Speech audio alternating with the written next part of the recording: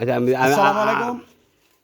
আজকে আমরা কসবা উপজেলা কৃষি অফিসারকে নিয়ে আসছি আমাদের বাগানের পরিচর্যার জন্য। স্যার আমাদেরকে যে নির্দেশনা দেয় সেই নির্দেশনা মতে আমরা কাজ করবো ইনশাল্লাহ আমাদের এই বাগানের। এখন স্যারের থেকে আমরা পরামর্শ নিচ্ছি। এখন এই আপনারা জানেন আমরা মানুষ স্যার একটু আমরা এদিকে আসেন। কিন্তু দৈনিক 3 বেলা খাবার খাই।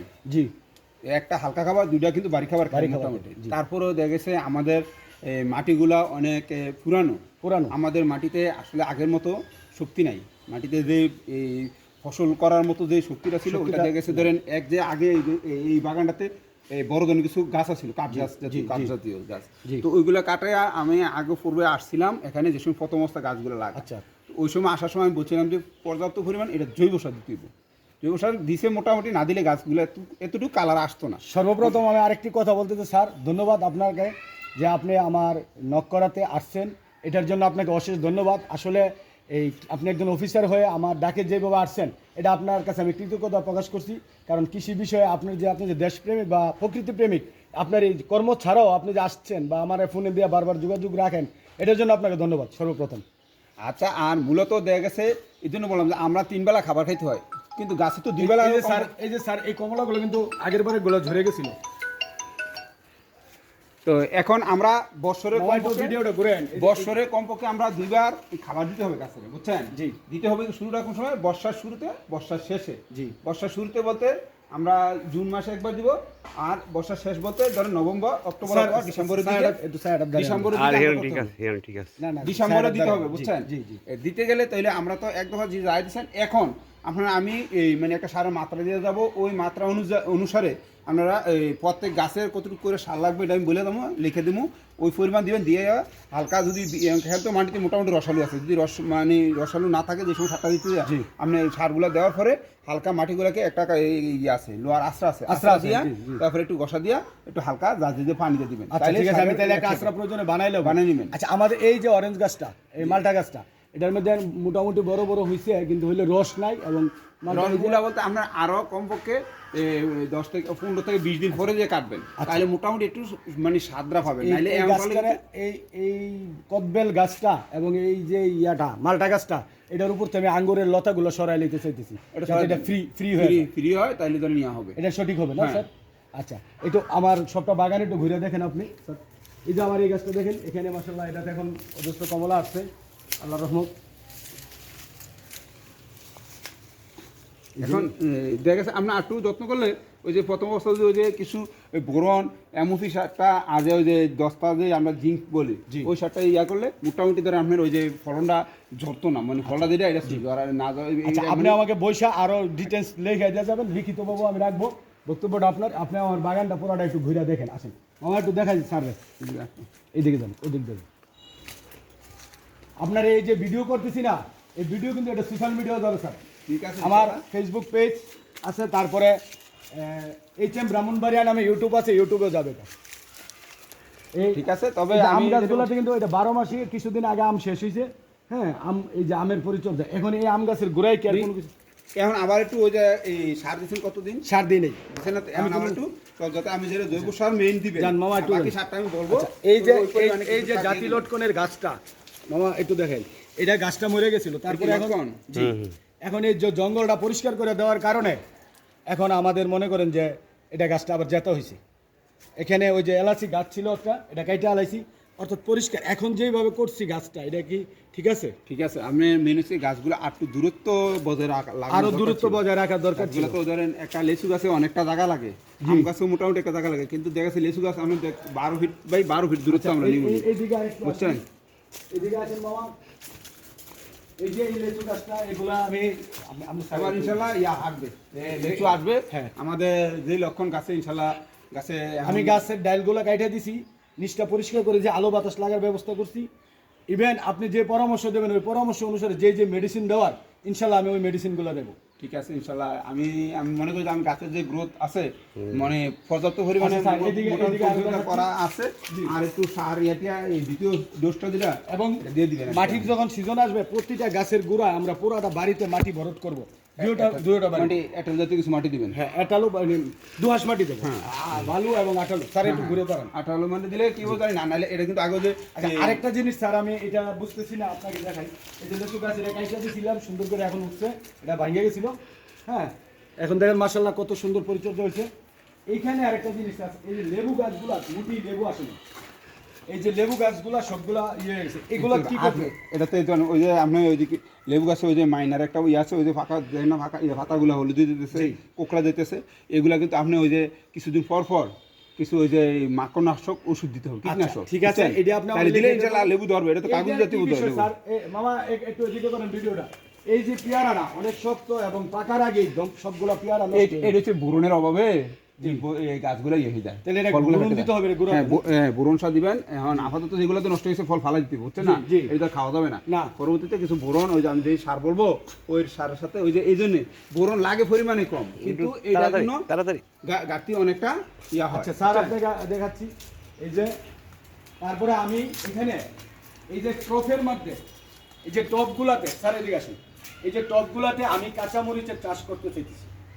হ্যাঁ, অবশ্যই করবেন। কাঁচামরিচ কিছু আপনি আদা দিয়ে কি দিবেন। কি চাষ করলে আর বস্তা কিছু এই আদা দিয়ে বাড়ির দিবেন। বর্তমান, হ্যাঁ, বস্তা কিছু আদা করে দিবেন। হ্যাঁ, আদা ওই বাগান বাড়িটা ছপেট করবো, এটার আপনি আমাকে ফর্মুলা দিয়ে দেবেন। এই চন্দনের চারাগুলো রৌদ্র লাগতো না, এর জন্য আমি গাছ কাইটা পরিষ্কার করে দিছি, রৌদ্র লাগার ব্যবস্থা করে দিছি। আমার দিকে ধরেন, এই যে এই গাছটা লটকন না? হ্যাঁ, লটকন। এই গাছটারও আমরা পরিচর্যা করে এখন আল্লাহর মতো এটুকু আসছে। আঙ্গুর গাছটার এইদিকে বাউরি দিছি। এখন আঙ্গুর গাছটাকে যদি কিছু কাটাইয়া লতা পাতা বাটি করে দিই, নতুন করে আসে, তাহলে কি ভালো হবে স্যার? হ্যাঁ, অবশ্যই। সেটা দিলে কিছু ভালো হবে না? আর পুরান আগা ইয়াটা করবে, এটা ধরেন। আর এই এদিকগুলো তো সার দেবো না? হ্যাঁ, অবশ্যই। এটা বছর আমি বললাম যে ডোজটা দেবো, ওই হিসাবে জৈব সার কিছু রাসায়নিক সার দিয়ে দিবেন, তাইলে হবে। আর সুপারি গাছ এই কয়টাই আমার টিকছে। আর এগুলো ঘন এবং ছায়া থাকার কারণে। আচ্ছা, এই ছায়াযুক্ত জায়গায় কি আমি একটা লেবু মামা একটু ওইদিকে লেবু দিতে পারেন বা খেজুর গাছ করা যায় এখানে? লেবু করেন। লেবু। খেজুর গাছ করতে গেলে আপনি অনেকটা জায়গা খাই ফেলবেন। আচ্ছা, আবার লেবু অন্য গাছ আমি কি একটা কলবের লেবুর চারা এখানে লেবু, করতে হ্যাঁ, পারি? কলবে লেচু লাগালে আর কিছু ধরনের না, লেচু না, লেবু। লেবু দেন, আর এটা ইয়ে শ্রীমঙ্গলের লেবু, যেটা সিলেটের লেবু। সিডলেস লেবু যেটা, জি। ওইটা দিবেন। আর কিছু ওই যে ফাঁকে ফাঁকে আদা দিয়ে দিবেন। আচ্ছা, আদাটা আপনাকে আদার বস্তায় পরিকল্পনাটা দিবেন, দেখাচ্ছি আমরা। আমরা দেখছি বস্তায় আমরা মামা জানতো, একটু আস্তে আস্তে ওইদিকে যান। আসেন স্যার, আসেন। আমার এই যে পানির ট্যাঙ্কিটা এখানে নিয়ে আসছি। আমার এই পানির ট্যাঙ্কিটা এখানে 4 ফিট উঁচা উঠবে। ওটা এদিকে ঘুরান। ওটা দেখাচ্ছি। এই 4 ফিট উঁচা উঠবে। ওঠার পরে পানিটা থাকবে। এরপর 1.5 ইঞ্চি পাইপ দিয়া আমি ওই দিকে একটা লাইন ঘুরে নিয়ে 3-4টা পাইপ করে দেবো। এই দিকেও একটা লাইন নিয়ে 3-4টা বা 5টা ইয়া করে দেবো, যাতে আমি ট্যাপ সিস্টেম, ওইখান থেকে আমি হয়তো ঝর্ণা সিস্টেম করে দেবো, যাতে সুইচ মারলেই ঝর্ণা চলে। জি। আচ্ছা, এখন এই আদাটা আপনি এইদিকে আসুন। এই যে লাইনটা, এই লাইনের ভিতরে আমি আদার বস্তা মাটি ভরত করে ফালাইতে চাইতেছি। এই লাইনের বস্তা, হ্যাঁ, এটা দিতে পারেন। আদা তো ছায়া যুক্ত। আদা বলতে আদা ছায়া। আমি বেশি করার ভিতরে আদা এখন আরেকটা কিন্তু আদা লাগে তো এখন চৈত্র বৈশাখ মাসে দেন, এখন কিন্তু আদা লাগালে হবে না। আচ্ছা, ইউটিউবাররা দেখাচ্ছে 12 মাসে আদা হচ্ছে, এটা কি স্যার? 12 মাসে লাগাতে এলে এখন তো বর্ষার সিজন তো, জি। ধরেন আর 1 মাস পরে লাগালে তো হবে। তো 1 মাস, তাহলে আমার তো আইজনগুলো আমার রেডি করতে তো 1 মাস। আদাটা দিতে কন্দন জাতীয়, কারণ এটা যদি পানি লেগে থাকে বস্তার ভিতরে, একাদশে বৃষ্টি হইলো বাদ দিয়ে গেছে, পচে যাবে। স্যার বলতেছি ভাদ্র মাসের লাস্ট কিন্তু এখন, হ্যাঁ। তাহলে আশ্বিন মাস বৃষ্টি মোটামুটি শেষ শেষ, কার্তিক মাসে তো শীত। হ্যাঁ। তাহলে আমি কি ওই সিজনে করতে করতে পারবেন? পারবেন। এখন আমি মাটি টাটি সব ব্যবস্থা করলাম, বস্তা করে রেডি করে সব জায়গায় এক জায়গায় ধরেন কিছু জৈব সার দিয়ে কিছু মাটি দিয়ে এক জায়গায় স্তূপ দিয়ে রাখেন, কিছু রাসায়নিক সার দিয়ে, জি। ওই পরে আনার পরে এখন আরো পরে একটা একসাথে জিনিস এদিকে। বস্তা করে ফেলেন। এখানে স্যার আপনি ভিডিওটা দেখুন, এই দেওয়ালের সাথে থেকে পাতারে বাঁশ দিয়া এখানে আমি এইভাবে 3 সাইড একটা 4 করতে চাচ্ছি, কইরা মিষ্টি কুমড়ার গাছ করব কিছু। এটা কি করা যায়?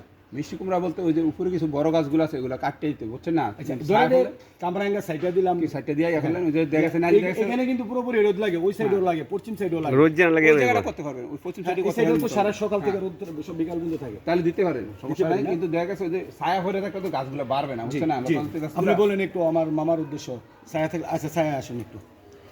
দেখা গেছে মূলত দেখা গেছে যে এই লতা আচ্ছা, আমাদের এই যে সেগুন গাছ, এই যে সেগুন গাছের পরিচর্যা আমি যেভাবে করছি, এখন আমার পরিকল্পনা মতো কি হইতেছে স্যার? হ্যাঁ, আমি পরিকল্পনা চাইছি- ঠিকই আছে। আমি এখানে স্যার শুনেন, আমি চাইছি এই মাটি দিয়া, যেমন এই গাছটার গোড়ায় দিছি, মাটিটা যাতে পানিটা গাছের গুড়ায় না থাকে। যেহেতু সেগুলির গাছের গোড়ায় পানি লাগানো যাবে না, কারণ বেশি দিন পানিটা লাগে থাকলে ধরেন, দেখা গেছে স্যার, এক সময় যায় দেখা গেছে আপনার গাছগুলা অতিবৃষ্টিতে পানি, সেগুলো কিন্তু অতিরিক্ত পানি সহ্য করতে পারে না, বুঝছেন? বড় জোর এই বাগানে আমার আর 2-4 মাস যদি তালাফি দিই তারপরে আর লাগবে না, কারণ গাছ মোটা হয়ে যাবে। হ্যাঁ, গাছ মোটা যাবে। আর ওই যে বছরে আপনি কিছু সার দিলেন, সার দিলাম। কারণ এই সেগুন গাছগুলো মূলত কন্টিনিউর কাজটা এই 2-4 মাসে করতে হবে। যেমন আজকে মাটি দিয়ে দিলাম, কালকে এটা করে দিলাম। হ্যাঁ, এটা এখন প্রথম অবস্থা এখন তো মাশাআল্লাহ এই যে গাছ কিন্তু প্রায় 10 ইঞ্চি ঘেরে এসে গেছে। কিন্তু দেয় না, এক সময় কিন্তু আমি দেখেছি এগুলাতে যে বড় গাছগুলো ছিল ওই যে একরাম তো মনে হয় এটাতে একটু কাজ করে গেছে কিছু এক সময় আচ্ছা আচ্ছা কুড়ির আচ্ছা, না, এই কিন্তু সে একরাম কিন্তু তো আমি দেখা গেছে ওইটাতে ইয়ে করতে পারেন পুরান গাছগুলো একদম কিন্তু বড় গাছগুলো অনেক ইয়ে করে কিন্তু বড় গাছগুলো আমি কাটাইতেছি। তারপর এই যে কমলার চারাগুলো স্যার, এই যে কমলার চারাগুলো আমি এইটা গুড়ায় মাটি দিয়ে ওইগুলোর মতন গুড়ায়া ইয়া করে দিতেছি। এটাকে ঠিক আছে? হ্যাঁ ঠিক আছে, কিন্তু আপনি এখন বললাম না সবগুলো একবারে সার দিয়া, মানে কারণ আমরা তো জানি, কারণ যেহেতু আমাদের খিদা আছে, গাছেরও খিদা আছে, চাহিদা আছে তার, আচ্ছা। কারণ তারটা একটু পরিমাণে কম লাগে, আমাদেরটা একটু বেশি লাগে। আচ্ছা, স্যারের পরিচয়টা আমি একটু বলি। মামা আপনি একটু এদিকে ঘুরান, এদিকে। স্যার আপনি মিজানুর রহমান না? জি, আমি উপসহকারী কৃষি কর্মকর্তা মোহাম্মদ মিজানুর রহমান, এই কসবা উপজেলায় কুটি ইউনিয়নের দায়িত্বে আছি। যাক আলহামদুলিল্লাহ, আমি মোহাম্মদ হোসেন মিয়া। আমি এই বাগানটার পরিচর্যার জন্য একটা দায়িত্ব পেয়েছি। আমার সাথে পাশাপাশি আমার দৌলত মামা আছে। হ্যাঁ, তাই আমরা দৌলত এটা এটা team পরিচর্যা leader-ই। করতেছি একটা টিম নিয়ে। আমরা আশা করি ইনশাল্লাহ আমাদের এই পরিচর্যা কোনো বিফল যাবে না। এখন ইতিমধ্যে ফলন আসা শুরু হয়েছে, বাকিটুকু আল্লাহর রহমত আশা করি আরও ভালো হবে। যেভাবে ভালো হবে, টাকা কাজে লাগবে, সেইভাবে আমরা কাজ করতেছি। এবং স্যারের কাছ থেকে আমরা যে পরামর্শ, স্যারের কাছ থেকে স্যারের দিকে ফুল দেন, স্যারের কাছ থেকে যে পরামর্শ পাবো সেই পরামর্শ মতো এই কাজ করবো। তো স্যার আর কিছু বলবেন? আমরা এখন আমাদেরকে আমি একটা সারের মাত্রা দিয়ে যাবো, ওই সার দিয়ে আপনি বর্তমানে আপাতত এই পরিচর্যাটা করেন, তাহলে ইনশাল্লাহ গাছগুলো এখন মোটামুটি ভালো আছে। আবার কিছু ওই যে যেন কমলা, মালটা, লেবু এগুলোতে কিছু পোকামাকড় আছে, জি। এগুলো আমি একটা ওই যে কীটনাশক, ছত্রাকনাশক দুইটাই লাগবে, ওইটা দিয়ে দেবো, বলে দেবো। এটা একটু লেখা আপনি ওই যে এই মানে অনুমোদিত মাত্রা অনুসারে দিবেন, বুঝছেন? তাহলে ইনশাল্লাহ এগুলো আমি এখানে যে সারগুলা লিখছি, এটা পাশাপাশি আরো যেগুলো লাগবে আপনি লিখে দেওয়া যাবে। হ্যাঁ লিখে তাহলে দেবেন। আমার আইডিয়া মোটামুটি ঠিক আছে না? হ্যাঁ, 1-2টা বাড়বে। বাড়বে। আর শুধু আপনার একটা গ্যাপ আছে কোন জায়গায় মাত্রাটা, মাত্রাটা, হ্যাঁ মাত্রাটার জন্য আমি আপনার অপেক্ষা করেছিলাম যে মাত্রাটা তো আমি যেই বুঝি আপনার মতন বুঝি না, তাই আর কি। হ্যাঁ, তা আর কি বলবো, আমরা আজকের মতন বিদায় নিচ্ছি। আমার ফেসবুকে পাবেন, ইউটিউব চ্যানেল আছে HM ব্রাহ্মণবাড়িয়া, সেটাতেও পাবেন। আসসালামু আলাইকুম ওয়া রাহমাতুল্লাহি ওয়া বারাকাতুহু।